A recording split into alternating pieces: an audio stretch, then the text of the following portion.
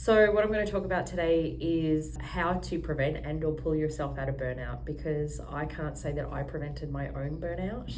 I definitely hit burnout at the end of 2022.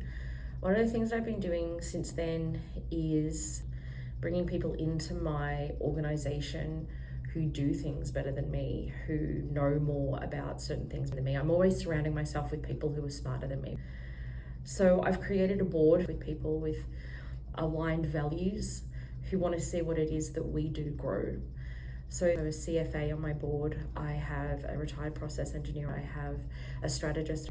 I've given away sweat equity to people who work in our marketing, to the person who designs tap handles.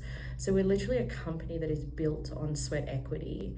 But I've started to be able to take things off my plate and give them to people who have more expertise, such as applying for bank loans and putting all of those numbers into projection spreadsheets. I have a CFA on my board who is able to do that. I have a CFA who is able to draw up loan schedule agreements, because I have now 2 private loans with people because traditional banks don't really want to touch me because of who I am.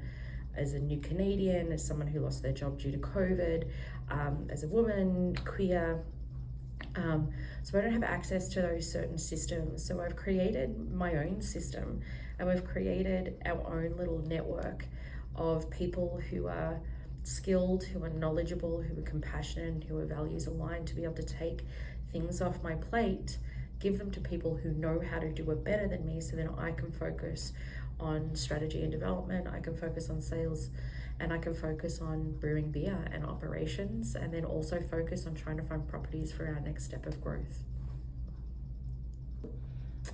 If I was you, I would shed the traditional corporate narratives. Just get rid of it.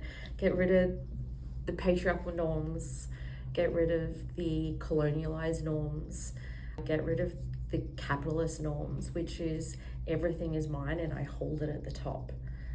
Shed that. Start sharing it out. Find the people who believe in you, who believe in your vision, and who want to contribute to seeing not just you succeed, but seeing your organization succeed. That is how we truly build a business, I believe, and that is how we truly build integrated and connected communities through small business.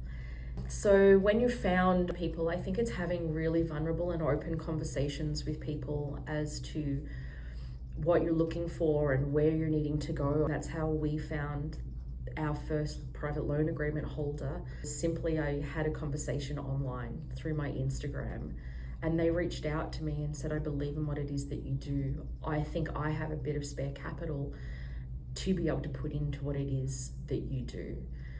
My best friend, he's also on the board, who's a strategist and who is also a ACAD graduate designer and an urban planner. We sat and we talked about our values, and we talked about the things that we wanted to achieve.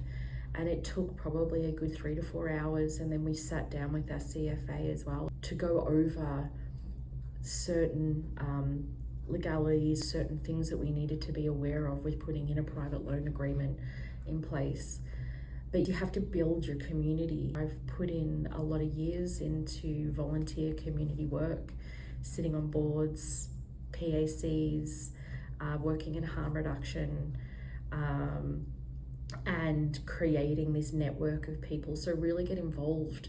And yes, it's a lot of time, but the energy that you receive from people and the gifts that you receive back, they're the things that you need to do. But it's having those conversations with people and being really open and really vulnerable in those conversations and laying your cards out on the table rather than keeping them close here.